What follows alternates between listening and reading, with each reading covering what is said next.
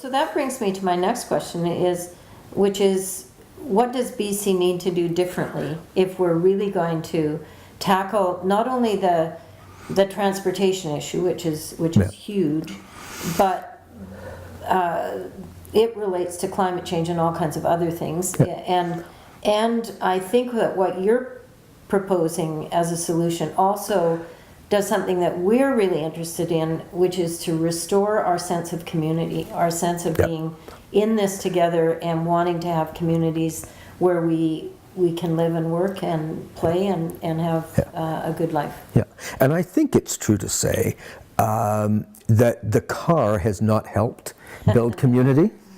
And that's why I get excited about the ENN just in our region, because the small municipalities along the ENN, Esquimalt, View Royal, Colwood and Langford, have already done in their official plans. They've zoned around the stations.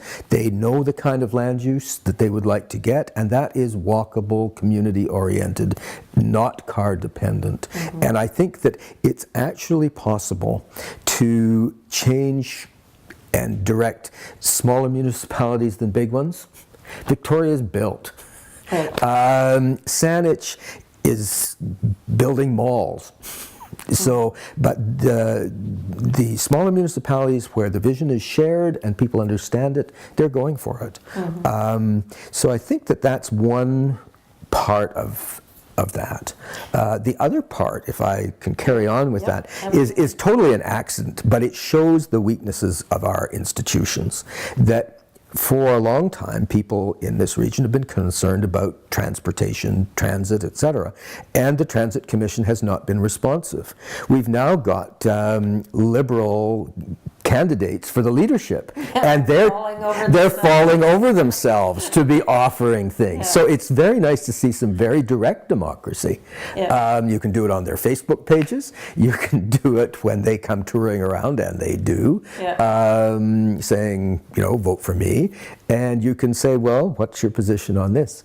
But their position, what I'm hearing from, I'm hearing some acknowledgement that rail may be part of the solution, but they're really more overchanges, more wider highways, which we all know end up just increasing sprawl and increasing transit, and increasing gridlock as we move forward. Yeah, and I think as my partner and I went giving our presentation about a rail-based future for the region, we really noticed a lot of differences in the region. And one of the places that have the ordinary member of the public has got it is the Western communities.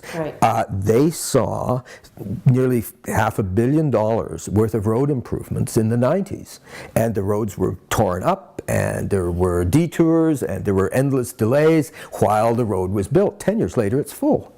And they know that. And in fact, it's worse than it used to be. So that in that part of the region, you don't have to ask them about that. They know. No arm twisting is needed, and they also know the cost of running 2- and 3-car households. If they could get rid of 1 or 2 cars, they'd have enough to be happily paying either more taxes or be paying for, you know, expensive to our commuter passes and tickets on a rail system. The other part of our region is not nearly the same. They've got a much more diffuse traffic system. There's no gridlock of the same kind, and there it's a harder sell, frankly. Except that a modern community, you know, I think that it's just a no-brainer that we should have rail up to the ferries and to the airports. I mean, every modern city has that kind of facility for their people coming in. And we saw that when the Canada Line was built in Vancouver. It was oversubscribed. They reached their, I don't know, you told me they made their year 3 target in the first 10 months. It's amazing. I mean, and that happened in Portland. It's happening in Seattle. Every time you invest in rail, you have that effect. Because for reasons that aren't exactly clear, rail will attract riders with choice. whether it's because it's more comfortable, Yeah. whether it's because it's very predictable, Yeah. whatever the reason, almost all of the new rail lines have overachieved in spectacular ways. Salt Lake City, they put it in for the Olympics that they had and have been building LRT lines ever since. Yeah. They don't finish one before they build the other, and that's a very car-dependent part of the world. Yeah. And frankly, a redneck one too. Yeah. But it has caught on and it has achieved a lot. I know that some of the big train manufacturers like Siemens and some of the others have been willing to work with a community to say, okay, we'll prove to you that it works. Let us put a line in here. Do you think that that's a possibility for British Columbia to work with one of those big companies to say, okay, let's give it a shot. Let's prove to people that this is a solution. I think that that would certainly be a part of my strategy would be to try that. Whether Vancouver Island is big enough, I'm not sure, but we will certainly be buying trains, and we should have a good relationship with them. Yeah. This did happen in the Lower Mainland. The deal for SkyTrain was with Bombardier, and there was sort of side deals about where the maintenance would be done and training of local people. And I would say that that still should be the case here. And I would hope that in managing the railway as well, our colleges will start to supply the kind of training courses that are needed, and we would be getting First Nations as well as other people just up and down the line working on right-of-way maintenance, working on the line itself, and working on some of the spin-off jobs that would come. So what you're talking about is jobs that get created as a result of this as well, which is also a reinvestment into community.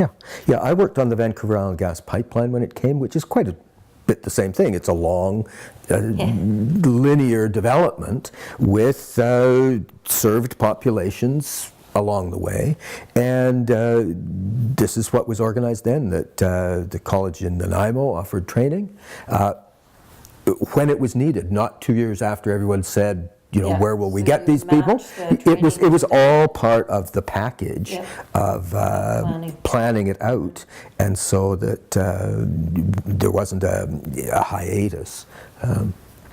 So what do you think? You've sort of alluded to what the provincial government could be doing. Some of that is retiring some of that old legislation or bringing legislation up to a place where you can actually do that coordinated planning, the land use, the transportation, the education, the training, the job creation. So what would be 3 things that you think the provincial government could do immediately to make things better? I think it could immediately put its share of the federal provincial application to have the ENN rail become a small commuter service. That could take almost no time at all. I think the next is to have a much more open planning process.